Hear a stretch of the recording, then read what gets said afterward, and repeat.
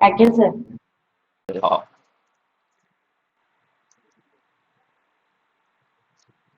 चल ताମାନେ ପିଲେ ରାମାୟଣ ମହାଭାରତ ଏଇ ଯୋଉ ଦୁଇଟି ପିଲେ ଇତିହାସ ଗ୍ରନ୍ଥ ଥିଲା ଇତିହାସ ଗ୍ରନ୍ଥ ଉପରେ ପିଲାମାନେ ଆଲୋଚନା କଲେ।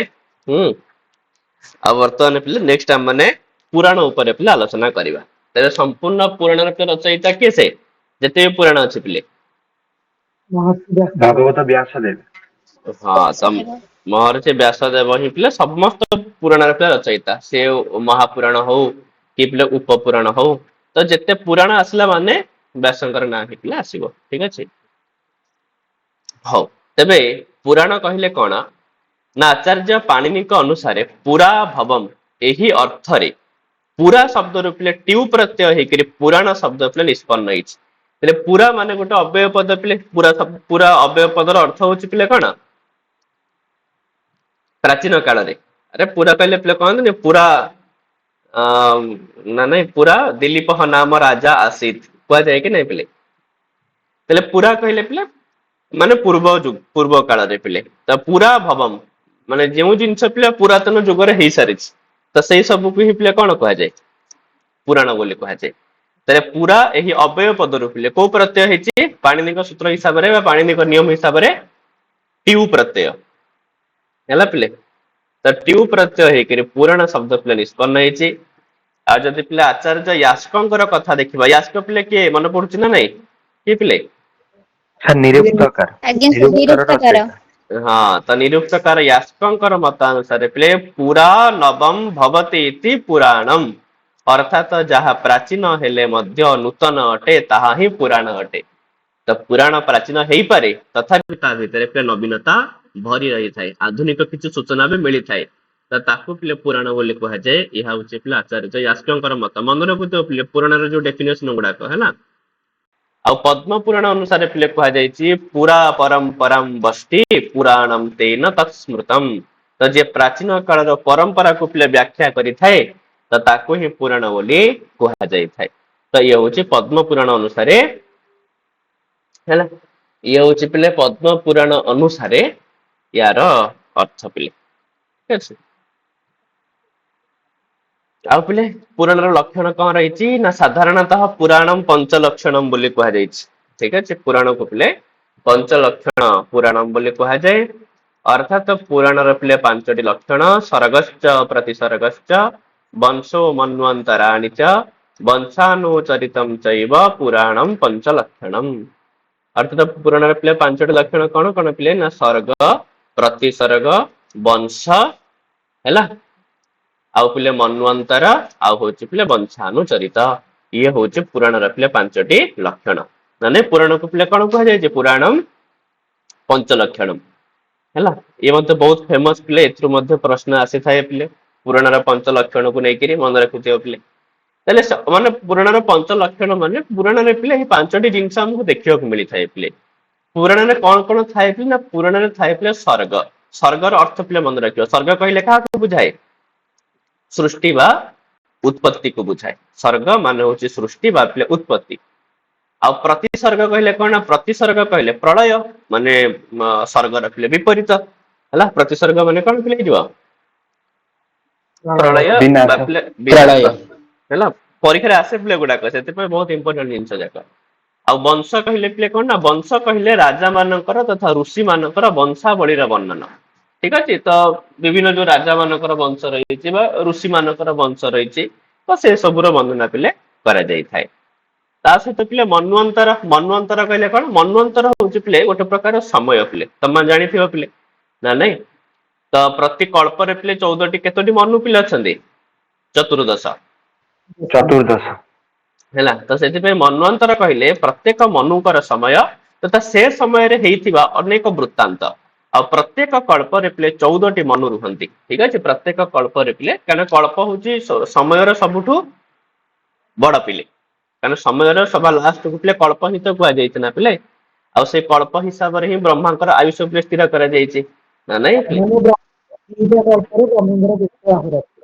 ହଁ ହେଲା ଆଉ ସେମିତି ପିଲେ ବଂଶାନୁଚରିତମରେ କଣ କୁହାଯାଇଛି ନା ବଂଶାନୁଚରିତ କହିଲେ ବିଶିଷ୍ଟ ବଂଶ ଉତ୍ପନ୍ନ ନୃପ ଆଦି ମାନଙ୍କର विशिष्ट चरित को विशद भाव में वर्णना करवा तो जो माने विभिन्न विशिष्ट वंश जमती पिले पिले कौन ककुस्थ वंश कहार पिले काकुस्थ वंश रामचंद्र रामंकर ठीक अच्छे यही किसी विशिष्ट वंश उत्पन्न जो राजा मान अच्छा चरित्र को पिले विशद भाव में वर्णना करवा यहीपरि सामान्य भाव में पुराण पिले 5टी लक्षण रही ही फेमस पिले पुराणम पंच लक्षणम एटा पिले नियम किंतु कोटि कोटि पिले पुराणम 10 लक्षणम बोली मध्य कुहा जायछि कोटि कुहा जायछि बेल परीक्षा रे पचारि दिए कि कुत्र पुराणम 10 लक्षणम इति उच्यते तो मन रखिथिबो श्रीमद् भागवत महापुराण रे पिले कोटि कुहा जायछि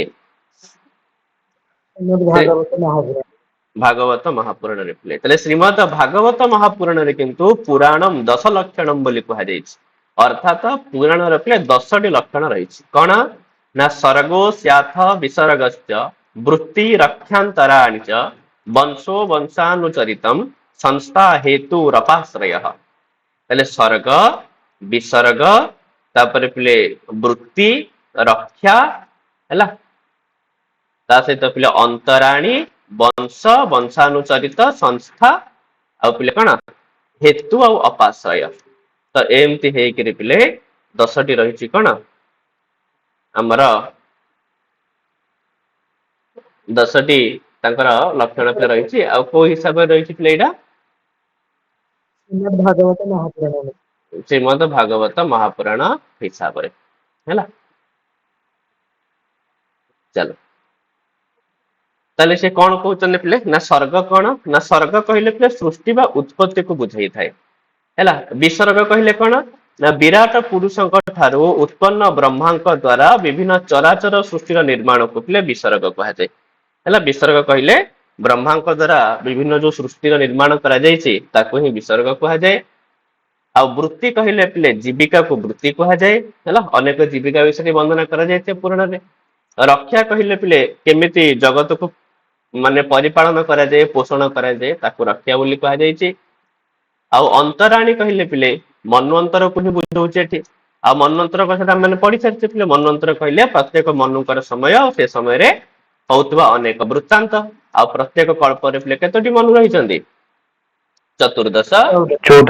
14टी मनु पिले आ वंश होछि पिले वंश कहले राजा मानकर तो ऋषि मानकर वंशावली तो किछटा जो 5टी जिंस पे सेम ही रहइबो पिले वंशानुचरित मध्ये सेथरे भी थिला ना नाही वंशानुचरित कहले विशिष्ट वंश उत्पन्न नृपादि मानकर विशिष्ट चरित को विशद भाव में वर्णना करबा आ संस्था कहले पिले प्रलय को बुझाय ताले सेठी प्रलय को पिले कोन बुझौतला प्रतिसर्ग अने सर्गश्च प्रतिसर्गश्च थिला ताले सेही प्रतिसर्ग को पिले 10 लक्षण रे कोन कहा जायछि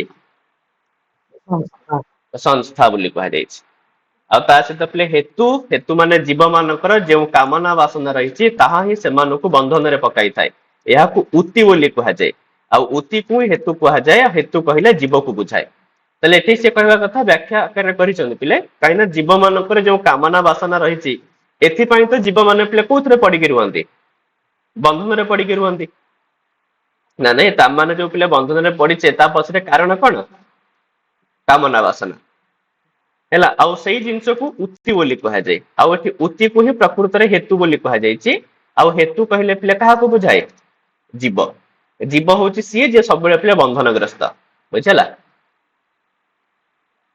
तो से कथा मध्य वर्णना करा जायछि पिले कोथरे 10 लक्षण रे ता सहित पिले अपाश्रय कहले तुरीय तत्व ब्रह्म तुरीय माने चतुर्थ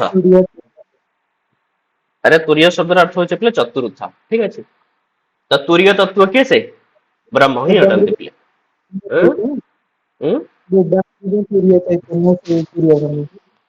कोथरे कहचे हाँ सही जो तुरीय ब्रह्म बोली कहा जायछि ना ना नहीं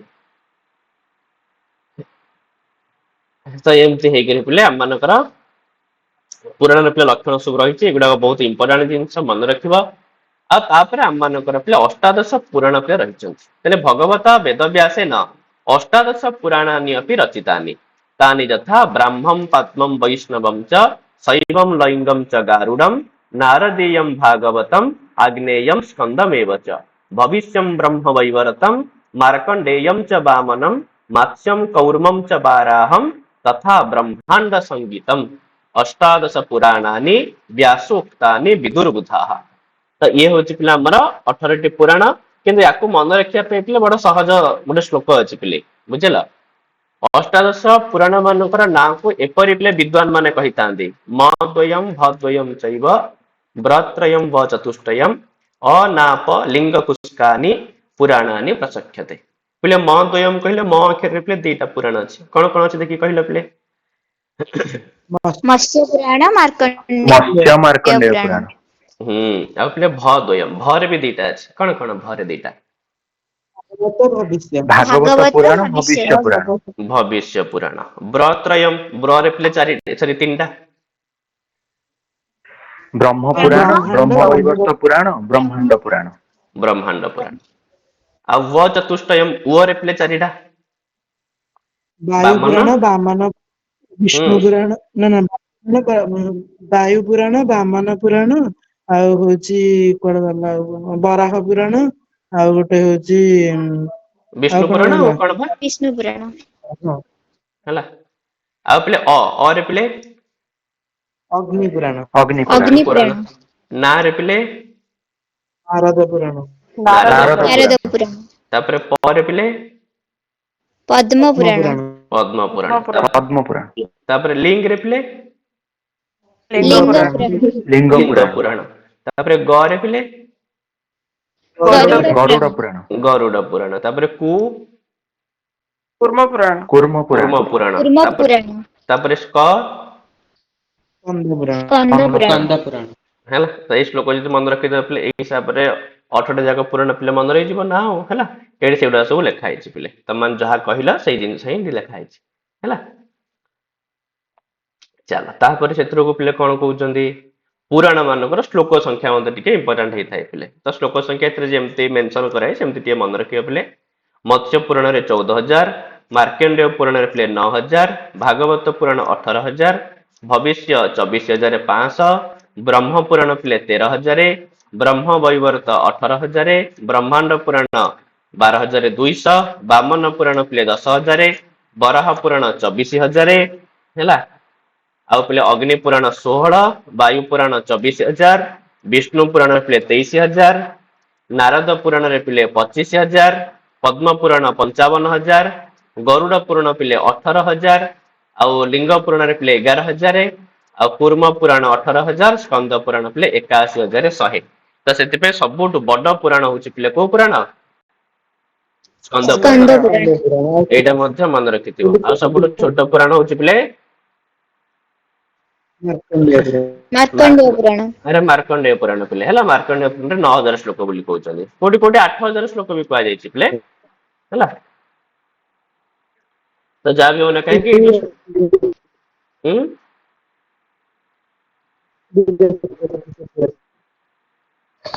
ସାର୍ ଏଇ ଶ୍ଲୋକ ଗୁଡାକ ମନେ ରଖିବାକୁ ପଡିବଟି ମାନେ କୋଉ ପୁରାଣରେ କେତେ ଶ୍ଲୋକ ଅଛି? ହଁ ସବୁ ନ ମନେ ରଖିଲେ ମଧ୍ୟ ପିଲେ ସ୍କନ୍ଦ ପୁରାଣ ମନେ ରଖିଥିବ 81,100 ଆଉ ସବୁଠୁ ଛୋଟ ପୁରାଣ ମନେ ରଖିବ ମାର୍କଣ୍ଡେୟ ପୁରାଣରେ 9,000 ଆଉ ଭାଗବତ ପୁରାଣ ଟା ମନେ ରଖିବ 18,000 ହେଲା। ଆଜ୍ଞା ସାର୍। ହୁଁ ହଉ ତା ସାପରେ କଣ କହୁଛନ୍ତି ନା ପୁରାଣାନି ତ୍ରିଧା ବିଭଜ୍ୟନ୍ତେ ପିଲେ ପୁରାଣ ମାନଙ୍କୁ 3 ଭାଗରେ ବିଭକ୍ତ କରାଯାଇଛି କିଛି ପୁରାଣ ପିଲେ ବ୍ରହ୍ମ ସମ୍ବନ୍ଧୀ ପୁରାଣ କିଛି ପୁରାଣ ବିଷ୍ଣୁ ସମ୍ବନ୍ଧୀ ପୁରାଣ କିଛି ପୁରାଣ ପିଲେ ଶିବ ସମ୍ବନ୍ଧୀ ପୁରାଣ ତ ଯୋଉ ପୁରାଣ ପିଲେ ବ୍ରହ୍ମ ସମ୍ବନ୍ଧୀ ତାଙ୍କୁ ରାଜସିକ ପୁରାଣ କୁହାଯାଇଛି ଯୋଉଗୁଡାକ ବିଷ୍ଣୁ ସମ୍ବନ୍ଧୀ ସେମାନଙ୍କୁ ପିଲେ ସାତ୍ଵିକ ପୁରାଣ କୁହାଯାଇଛି ଆଉ ଯୋଉଗୁଡାକ ଶିବ ସମ୍ବନ୍ଧୀ ପୁରାଣ ତାକୁ ପିଲେ କୋଉ ପୁରାଣ କୁହାଯାଇଛି ତାମସିକ ପୁରାଣ ବୋଲି କୁହାଯାଇଛି ହେଲା। ତାହେଲେ ରାଜସିକ ପୁରାଣ ପିଲେ କଣ କଣ ନା ବ୍ରହ୍ମାଣ୍ଡ ପୁରାଣ ବ୍ରହ୍ମ ବୈବର୍ତ ପୁରାଣ ମାର୍କଣ୍ଡେୟ ପୁରାଣ ବ୍ରହ୍ମ ପୁରାଣ ବାମନ ପୁରାଣ ଆଉ ପିଲେ ଭବିଷ୍ୟ ପୁରାଣ ଏଗୁଡାକୁ ମନେ ରଖିବ ହେଲା। ଆଉ ସାତ୍ଵିକ ପୁରାଣ ହଉଛି ପିଲେ ବିଷ୍ଣୁ ପୁରାଣ ନାରଦ ପୁରାଣ ଭାଗବତ ପୁରାଣ ଗରୁଡ ପୁରାଣମ ପଦ୍ମ ପୁରାଣମ ଆଉ ପିଲେ ବରାହ ପୁରାଣ ହେଲା। ଆଉ ଶିବ ସମ୍ବନ୍ଧୀ ପୁରାଣ ହଉଛନ୍ତି ପିଲେ ମତ୍ସ୍ୟ ପୁରାଣ କୁର୍ମ ପୁରାଣ ଲିଙ୍ଗ ପୁରାଣ ଶିବ ପୁରାଣ ଅଗ୍ନି ପୁରାଣ ଆଉ ପିଲେ ସ୍କନ୍ଦ ପୁରାଣ ତ ଏଗୁଡାକ ସବୁ ହଉଛନ୍ତି ପିଲେ ତାମସିକ ପୁରାଣ ଭିତରେ ଅନ୍ତର୍ଭୁକ୍ତ। ଉଁ ତାର ମତ୍ସ୍ୟ ପୁରାଣ ତ ବିଷ୍ଣୁ ତ ମତ୍ସ୍ୟଙ୍କର ଅବତାର ନେଇଥିଲେ ନା, ତାହେଲେ ମତ୍ସ୍ୟ ପୁରାଣ ତ ହଉଛି ମାନେ ବିଷ୍ଣୁ ପୁରାଣରେ ହବା କଥା, ଶିବ ପୁରାଣରେ କେମିତି? ମତ୍ସ୍ୟ ପୁରାଣରେ ପିଲା ମତ୍ସ୍ୟ ଅବତାର ବିଷୟରେ ବର୍ଣ୍ଣନା ସିନା କରାଯାଇଛି, କିନ୍ତୁ ମତ୍ସ୍ୟ ଅବତାରର ଏତେ କିଛି ବିସ୍ତୃତ ବ୍ୟାଖ୍ୟା କରାଯାଇନି, ବହୁତ କମ କରାଯାଇଛି। ହଁ, ତ ସେଥିପାଇଁ ୟାକୁ ଆଜ୍ଞା ଶିବ ପୁରାଣ ଭିତରେ ହିଁ ଅନ୍ତର୍ଭୁକ୍ତ କରିଛନ୍ତି। ମାନେ ପୁରାଣରେ ପିଲା ବର୍ଣ୍ଣନାକୁ ଦେଖିକିରି ଭାଗ କରାଯାଇଛି। ପିଲା କୋଉ ପୁରାଣରେ କାହାର ବର୍ଣ୍ଣନା ବେଶୀ କରାଯାଇଛି ସେଇ ହିସାବରେ ଭାଗ କରାଯାଇଛି। ଏ ଯୋଉ ଶିବ ପୁରାଣ ସମ୍ବନ୍ଧ ଆପଣଙ୍କର ଲେଖିଥିଲେ ଶିବ ପୁରାଣ କୋଉଟା କହିଲା? ଆରେ ଶିବ ପୁରାଣ ତ ଆମର ଏଥିରେ ୟା ଭିତରେ ଅନ୍ତର୍ଭୁକ୍ତ ନାହିଁ ନାଇଁ ଶିବ ପୁରାଣ ହେଲା। ନାଇଁ ଅଷ୍ଟମ ପୁରାଣ ନାହିଁ। ହଁ ତାହେଲେ ପିଲା ଏଇଟା ତାହେଲେ ଆଉ କଣ ରହିଯାଇଛି ପିଲା, ଏଟା ଭୁଲରେ ଶିବ ପୁରାଣ ହେଇଯାଇଥିବ ପିଲା, ବୁଝିଲ? ତ ଦେଖିବା ଆଉ କୋଉ ପୁରାଣ ଟା ପିଲା ବାକି ରହିଯାଇଛି। ସାର୍ ଶିବ ପୁରାଣ ଯୋଉଟା, ବାୟୁ ପୁରାଣ ସେଇଟା। ଆଚ୍ଛା, ବାୟୁ ପୁରାଣ ଟାକୁ ପିଲା ଏଇଥିରେ ଅନ୍ତର୍ଭୁକ୍ତ କରାଯିବ ହେଲା। ଆଜ୍ଞା ତ ସାର୍, ବାୟୁ ପୁରାଣର ଅନ୍ୟ ନାମ ଶିବ ପୁରାଣ। ଠିକ ଅଛି ପିଲା, ବହୁତ ବଢିଆ କଥା ପିଲା ହେଲା। ତ ବାୟୁ ପୁରାଣ ପିଲା ଯୋଉଟା, ସେଇଟା ହିଁ ଶିବ ପୁରାଣ ବୋଲି କୁହାଯାଉଛି ହେଲା। ତ ଶିବ ପୁରାଣ ଭିତରେ ତମେ ବାୟୁ ପୁରାଣକୁ ପିଲା ଅନ୍ତର୍ଭୁକ୍ତ କରିନେବ, ଠିକ ଅଛି। ହଉ, ତାପରେ ସେଥିରକୁ ପିଲେ ଇଏ ତ ହେଇଗଲା ପିଲା ଆମ ମାନଙ୍କର କୋଉ ପୁରାଣ ତକ, ମହାପୁରାଣ ପିଲେ। ତା ସହିତ ମହାପୁରାଣ। ମଧ୍ୟ 18ଟି ପିଲେ ଉପପୁରାଣ ମଧ୍ୟ ରହିଛନ୍ତି ପିଲେ। ସନତ କୁମାର, ନୃସିଂହ, ଶିବ, ଶିବ ଧର୍ମ, ଆଶ୍ଚର୍ଯ୍ୟ, ନାରଦୀୟ, କାପିଳ, ଔସନସ, ବାରୁଣ, କଲ୍କି, କାଳିକା, ମାହେଶ୍ଵର, ଶାମ୍ବ ପୁରାଣ, ସୌର, ପାରାଶର, ମାରିଚ, ଭାର୍ଗବ ଆଉ ନନ୍ଦ, ଏ ସବୁ ଯୋଉ ପୁରାଣ ଗୁଡାକ ରହିଲେ, ଏଗୁଡାକ ସବୁ ପିଲେ କୋଉ ପୁରାଣ ଭିତରେ, କୋଉ ପୁରାଣ ଗୁଡାକ କୁହାଯାଏ ପିଲାମାନଙ୍କୁ? ଉପପୁରାଣ ବୋଲି କୁହାଯାଏ ଉପପୁରାଣ। ଏଇଟା ହେଲା। କଣ ମନେ ରଖିଛି? ହଁ, ଉପପୁରାଣ ଦେଖ, ମହାପୁରାଣ ନା ମନେ ରଖିବ ପିଲେ, ଉପପୁରାଣରେ ଏମିତି କିଛି ଆସିବନି କିଛି। ତେଣୁ ମହାପୁରାଣ ମନେ ରଖିଥିବ, ପରୀକ୍ଷାରେ ଯଦି ପଚାରିଲା କି ଏତେଷୁ କିମ୍ ମହାପୁରାଣମ୍ ନ, ତ ଜାଣିଥିବ ପିଲେ ଯୋଉଟା ନ ଯାଉଥିବ ସେଇଟା ମାନେ ମହାପୁରାଣ ଭିତରେ ଯୋଉଟା ଯାଉନି ତ ସେଟାକୁ ଉପପୁରାଣ, ବା ପଚାରିଦବ ଏତେଷୁ କିମ୍ ଉପପୁରାଣମ୍, ତାହେଲେ ବି ଜାଣିପାରିବ ପିଲେ ନା ନାଇଁ। ଆଜ୍ଞା। ସାର୍ ଏଇ ଯୋଉ ମାନେ ପୁରାଣ ଆଉ ଉପପୁରାଣ ଭିତରେ ଡିଫରେନ୍ସ ଟା କଣ ସାର୍? ପୁରାଣର ମାନେ ପୁରାଣ ହଉଛି ତ ମେନ୍ ଜିନିଷ, ଠିକ ଅଛି। ମହାପୁରାଣ ଯୋଉଗୁଡାକ ସେ ହଉଛି ପ୍ରକୃତିର ପୁରାଣ। ଆଉ ଏଗୁଡାକ ପରବର୍ତ୍ତୀ ମୁହୂର୍ତ୍ତରେ ଲେଖା ଯାଇଥିବା କିଛି ପୁରାଣ, ଯୋଉମାନେ ମାନେ ପୁରାଣ ଭିତରେ ଯାଉଛନ୍ତି ସତ, କିନ୍ତୁ ଏମାନଙ୍କ ପାଖରେ ସମ୍ପୂର୍ଣ୍ଣ ପୁରାଣ ଲକ୍ଷଣ ନଥାଏ, ବୁଝିହଉଛି। ତ ସେଥିପାଇଁ ଆଜ୍ଞା ତାକୁ ଉପପୁରାଣ ବୋଲି ବି କୁହାଯାଏ। ସାର୍ ଏଠି ମଧ୍ୟ ଗୋଟେ ଶିବ ପୁରାଣ ଅଛି।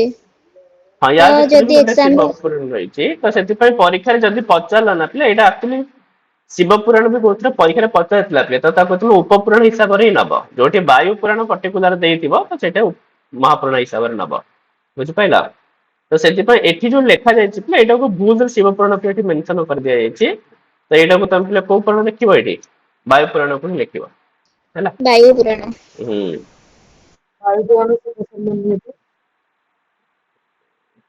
କଣ ହେଲା? ବାୟୁ ପୁରାଣ ଶିବ ସମ୍ବନ୍ଧୀୟ ପୁରାଣ ଟି? ବାୟୁ ପୁରାଣ ଶିବ ସମ୍ବନ୍ଧୀୟ ପୁରାଣ ଟି, ଶିବ ସମ୍ବନ୍ଧୀୟ ପୁରାଣ। ଭଏସ ମାନେ କ୍ଲିୟର ଆସୁନି। ସାର୍ ଶୁଭିଲା ତ? ହଁ, କୁହ କୁହ। ମୁଁ କହିଲି ବାୟୁ ପୁରାଣ ଟା ବି ଶିବ ସମ୍ବନ୍ଧୀୟ ପୁରାଣ ଟି? ହଁ, ବାୟୁ ପୁରାଣ ଶିବ ସମ୍ବନ୍ଧୀ ପୁରାଣ ସେଇଟା ହେଲା। ତ ସେଇଠି ଶିବ ପୁରାଣ ନ ଲେଖି ସେ ବାୟୁ ପୁରାଣ ଲେଖିବ। ହଉ, ସେଇଟାକୁ କରେକ୍ସନ ନହେଲେ ମୁଁ କରିଦେଇଥିଲି ହେଲା ପରେ।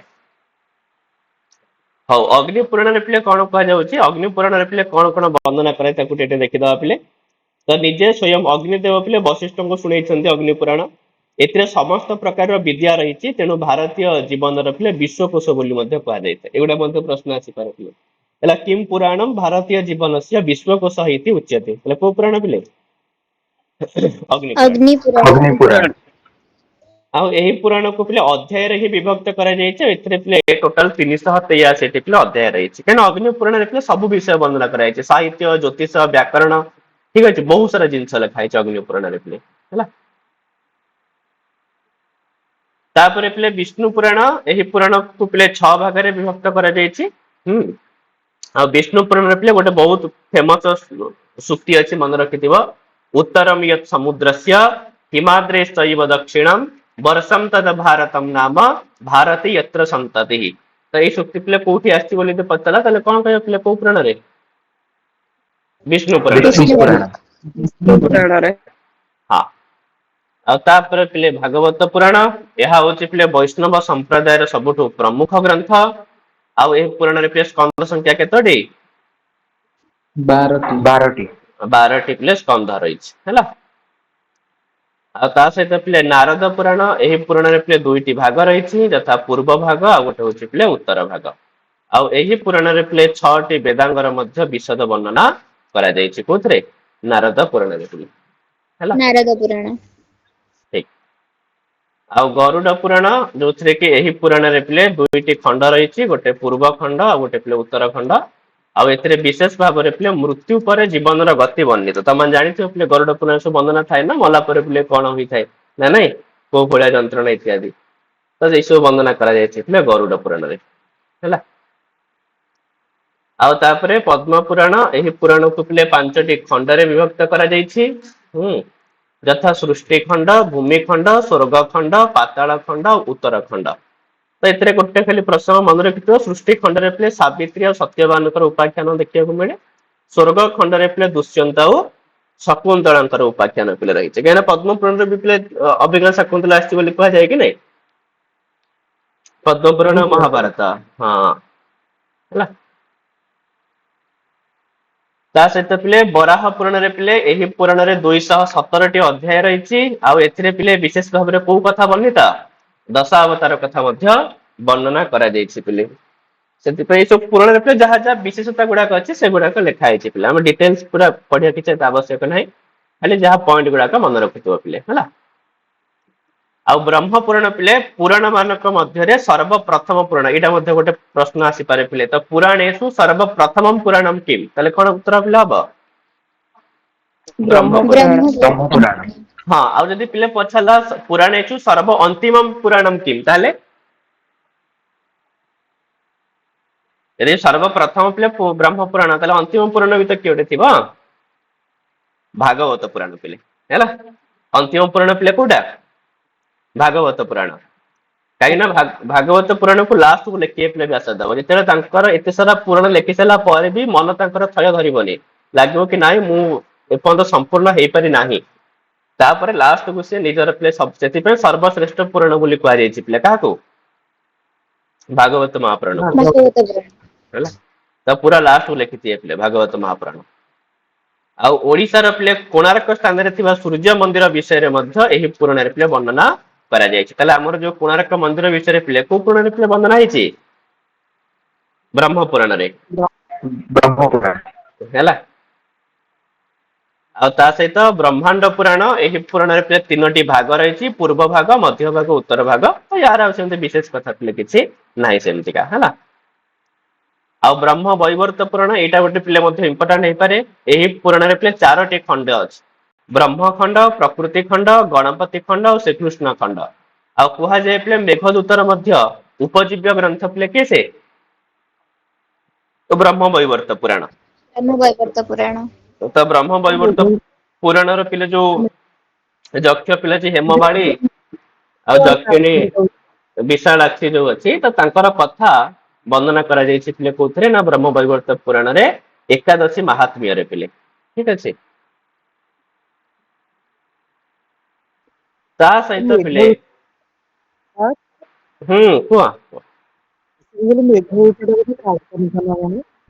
ହଁ ମେଘଦୂତ କାଳ୍ପନିକ ଗ୍ରନ୍ଥ କିନ୍ତୁ ତାଙ୍କର ଯୋଉ ବିଷୟବସ୍ତୁ ଆଣିଛନ୍ତି ନା ଗୋଟେ କି ଅଭିଶାପ ମିଳିଥିବା ଯକ୍ଷ ଯକ୍ଷିଣୀ ଆଉ ତାଙ୍କର ସେଥିରେ ବି ମେଘଦୂତରେ ବି ପର୍ଟିକୁଲାର ମେନସନ ବି କରାଯାଇଛି କି ଦେବୋତ୍ଥାନ ଏକାଦଶୀ ଦିନ ଯକ୍ଷର ମାନେ ଅଭିଶାପ ଶେଷ ହବ।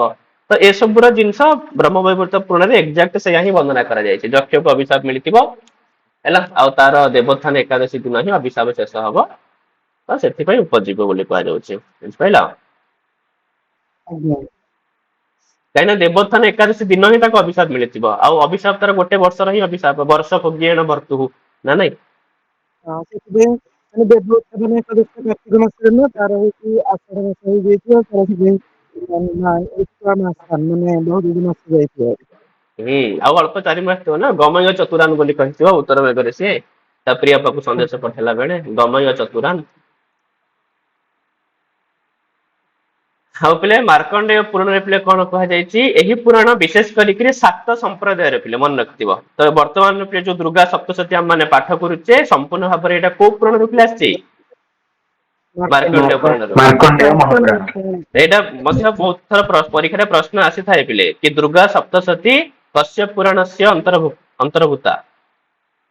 ତାହେଲେ ମାର୍କଣ୍ଡେୟ ପୁରାଣରୁ ପିଲା ଆସିଛି। ଠିକ ଅଛି, ଆମ ଯୋଉ ଦୁର୍ଗା ସପ୍ତଶତୀ ବା ପିଲେ ଚଣ୍ଡୀ ପାଠ ଇତ୍ୟାଦି କହୁଛେ ତ ମାର୍କଣ୍ଡେୟ ପୁରାଣରୁ ହିଁ ଆସିଛି। ଆଉ ଏହି ପୁରାଣରେ ପିଲେ କେତୋଟି ଭାଗ ରହିଛି ନା 5ଟି ଭାଗ ପିଲେ ରହିଛି ହେଲା।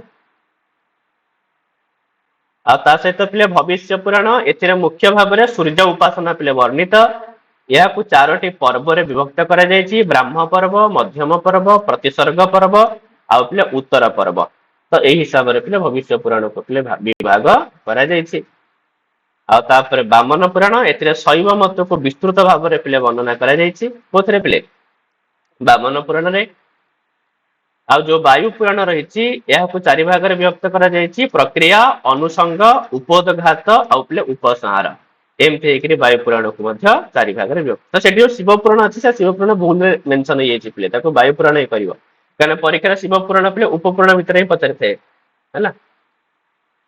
ଆଉ ଲିଙ୍ଗ ପୁରାଣ ଯୋଉ ପିଲା ଅଛି ଏହା ହଉଛି ଶୈବ ସମ୍ପ୍ରଦାୟର ଏକ ପୁରାଣ ହେଲା। ଲିଙ୍ଗ ପୁରାଣ ପିଲେ କୋଉ ସମ୍ପ୍ରଦାୟର ପୁରାଣ? ଶୈବ ସମ୍ପ୍ରଦାୟର। ଠିକ ଅଛି, ଅନେକ ଶୈବ ଶୈବ ସମ୍ପ୍ରଦାୟ। ତ ଶିବ ଉପାସନା ଏସବୁର ବର୍ଣ୍ଣନା ପିଲା ଲିଙ୍ଗ ପୁରାଣରେ ଦେଖିବାକୁ ମିଳିଥାଏ। ଆଉ ସ୍କନ୍ଦ ପୁରାଣ ମଧ୍ୟ ପିଲେ ଗୋଟେ ବହୁତ ଇମ୍ପୋର୍ଟାଣ୍ଟ ପୁରାଣ।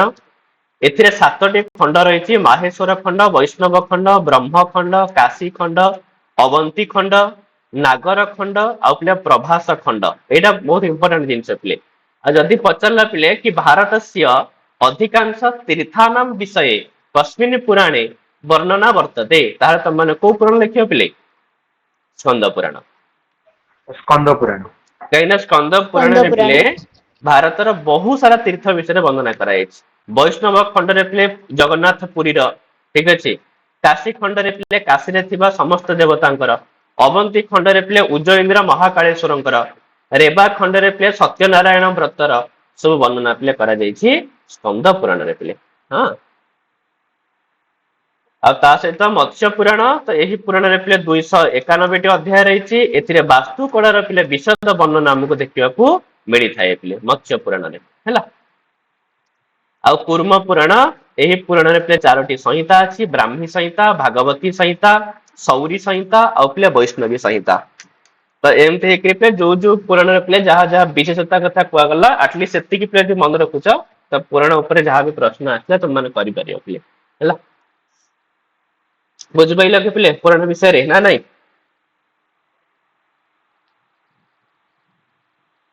ଆଜ୍ଞା ସାର୍। ଏଥର କାହାର କିଛି ଡାଉଟ ନାହିଁ ତ ପିଲେ?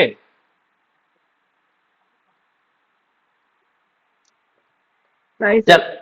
ଚାଲ ତମମାନଙ୍କର ପିଲେ ପୁରାଣ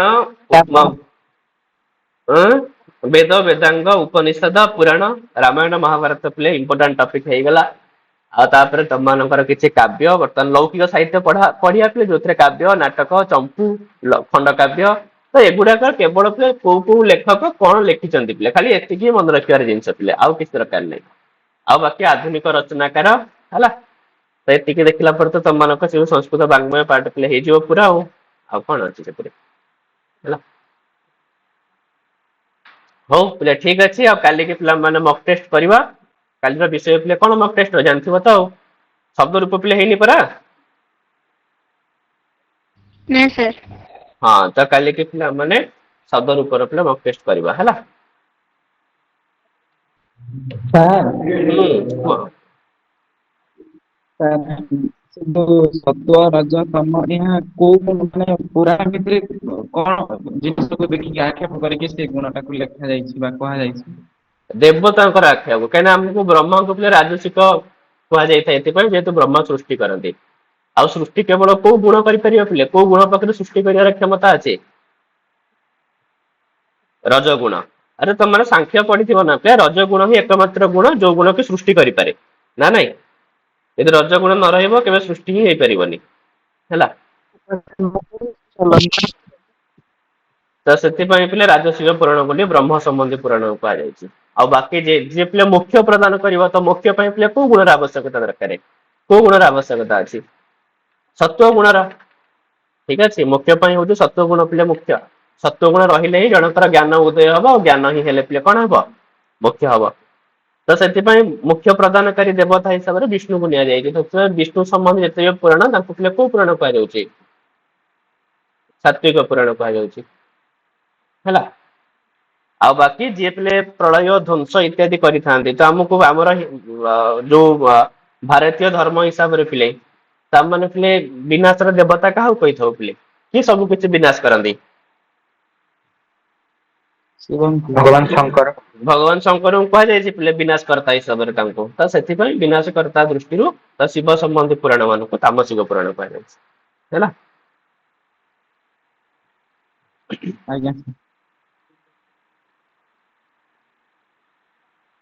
ହଉ ଠିକ ଅଛି ପିଲେ, ଏଗୁଡାକ ତମାନେ ଟିକେ ପଢିବ ରେଗୁଲାର। ପିଲାକୁ ସବୁଦିନ ପଢୁଥିଲେ ରିଡିଙ୍ଗ କରି ଗଲେ ସେଟାକୁ ମନେ ରହିଯିବ ପିଲା ଗୁଡାକ। ଯେତିକି ଯାହା ଘୋଷିବ ସବୁଦିନ ଟିକେ ଟିକେ ରିଡିଙ୍ଗ କରିଦଉଥିବ ପିଲେ ହେଲା। ହଉ ପୁଣି ପିଲା ମାନେ କାଲିକି ତ ମକ୍ ଟେଷ୍ଟ କରିବା, ପୁଣି ଦେଖିବା ପିଲେ ଆଉ ହେଲା। ହଉ ପିଲେ ଠିକ ଅଛି। ପ୍ରଣାମ। ପ୍ରଣାମ ହଁ ସାର୍। ପିଲେ। ପ୍ରଣାମ ହଁ। ସାର୍। ହୁଁ।